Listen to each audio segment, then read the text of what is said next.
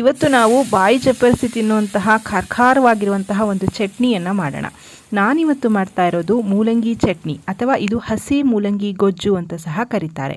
Hi friends, ಎಲ್ಲರಿಗೂ ನಮಸ್ಕಾರ. Welcome to ಸಂತೃಪ್ತಿ ಕಿಚನ್. ಮೂಲಂಗಿ ಅಂದರೆ ಮೂಗು ಮುರಿಯೋರಿಗೆ ಈ ರೀತಿಯ ಚಟ್ನಿಯನ್ನು ಮಾಡಿಕೊಡಿ, ತುಂಬಾ ರುಚಿಯಾಗಿರುತ್ತೆ. ಮಾಡೋದಂತೂ ತುಂಬ ಸುಲಭ. ನಾನಿಲ್ಲಿ 2 ಮೂಲಂಗಿಯನ್ನು ಈ ರೀತಿ ಸಿಪ್ಪೆಯನ್ನು ತೆಗೆದು ಚೆನ್ನಾಗಿ ವಾಶ್ ಮಾಡಿ ಇಟ್ಕೊಂಡಿದ್ದೀನಿ.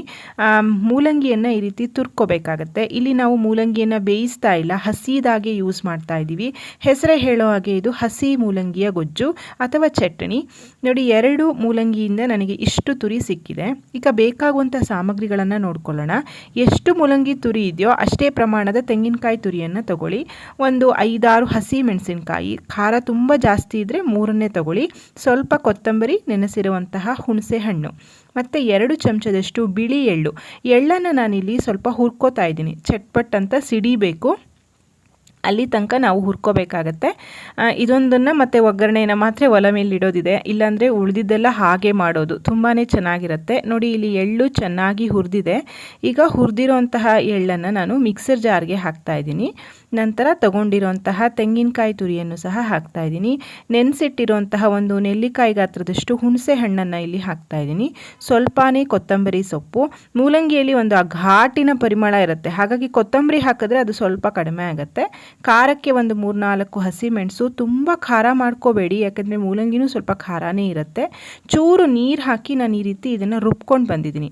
ಈ ರೀತಿ ಇದನ್ನು ರುಬ್ಬಿ ಆದಮೇಲೆ ನಾವು ಕಡೆಯಲ್ಲಿ ಮೂಲಂಗಿ ತುರಿಯನ್ನು ಹಾಕ್ಕೊಳ್ಳೋಣ. ಮೂಲಂಗಿ ತುರಿ ತುಂಬ ಸಣ್ಣ ಆಗಬಾರ್ದು, ಅಂದರೆ ಫೈನ್ ಪೇಸ್ಟ್ ಆಗಬಾರ್ದು.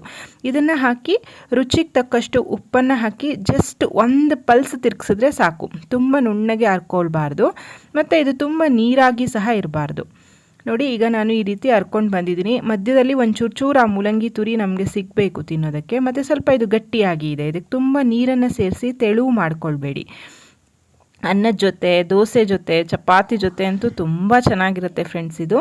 ಈಗ ಇದಕ್ಕೆ ಒಂದು ಒಗ್ಗರಣೆಗೆ 1 ಚಮಚದಷ್ಟು ಎಣ್ಣೆಯನ್ನು ಬಿಸಿ ಮಾಡಿಕೊಂಡು, ಎಣ್ಣೆ ಚೆನ್ನಾಗಿ ಬಿಸಿ ಆದಮೇಲೆ ಸಾಸಿವೆಯನ್ನು ಹಾಕ್ತಾಯಿದ್ದೀನಿ. ಇದು ಬಿಸಿ ಬಿಸಿ ಅನ್ನಕ್ಕೆ ತುಂಬ ಟೇಸ್ಟಿಯಾಗಿರುತ್ತೆ. ತುಪ್ಪ ಹಾಕ್ಕೊಂಡು ಊಟ ಮಾಡೋಕ್ಕೆ ತುಂಬ ಚೆನ್ನಾಗಿರುತ್ತೆ. ನೋಡಿ, ಇಲ್ಲಿ ಒಗ್ಗರಣೆಗೆ ಸಾಸಿವೆ ಹಾಕಿದ ನಂತರ ಉದ್ದಿನಬೇಳೆ, 1 ಚಿಟಿಕೆಯಷ್ಟು ಇಂಗನ್ನು ಹಾಕ್ತಾಯಿದ್ದೀನಿ. 1 ಮುರಿದಿರುವಂತಹ ಬ್ಯಾಡಗಿ ಮೆಣಸನ್ನು ಸಹ ಹಾಕ್ತಾಯಿದ್ದೀನಿ. ಈ ಅಡುಗೆಗೆ ಈರುಳ್ಳಿ ಆಗಲಿ ಬೆಳ್ಳುಳ್ಳಿ ಆಗಲಿ ಯಾವುದು ಬೇಕಾಗೋದಿಲ್ಲ. ಸ್ವಲ್ಪ ಕರಿಬೇವಿನ ಸೊಪ್ಪನ್ನು ಹಾಕಿ ಒಗ್ಗರಣೆಯನ್ನು ಬೇಯಿಸ್ಕೊಳ್ಳೋಣ. ನೋಡಿ, ಒಗ್ಗರಣೆ ಚೆನ್ನಾಗಿ ಬೆಂದಿದೆ. ಈಗ ನಾವು ರುಬ್ಬಿಟ್ಕೊಂಡಿರುವಂತಹ ಚಟ್ನಿಗೆ ಒಗ್ಗರಣೆಯನ್ನು ಸೇರಿಸ್ತಾ ಇದ್ದೀನಿ. ಎಷ್ಟು ಸಿಂಪಲ್ ಆಗಿದೆ ಅಲ್ವಾ ಫ್ರೆಂಡ್ಸ್? ತುಂಬಾ ರುಚಿಯಾಗಿ ಸಹ ಇರುತ್ತೆ. ನೋಡಿ, ನೀವು ಮೂಲಂಗಿಯನ್ನು ತಂದಾಗ ಈ ರೆಸಿಪಿಯನ್ನು ಖಂಡಿತ ಟ್ರೈ ಮಾಡಿ ನೋಡಿ. ಹೇಗಾಯ್ತು ಅಂತ ನನಗೆ ತಿಳಿಸೋದನ್ನು ಮರಿಬೇಡಿ. ಅದಕ್ಕೂ ಮುಂಚೆ ಈ ವಿಡಿಯೋ ಇಷ್ಟ ಆಗಿದರೆ ದಯವಿಟ್ಟು ಲೈಕ್ ಮಾಡಿ, ಶೇರ್ ಮಾಡಿ, ಕಮೆಂಟ್ ಮಾಡಿ. ಮತ್ತೊಂದು ಅಡುಗೆಯೊಂದಿಗೆ ಮತ್ತೆ ಬರ್ತೀನಿ. ಅಲ್ಲಿವರೆಗೂ ಧನ್ಯವಾದಗಳು. Thank you.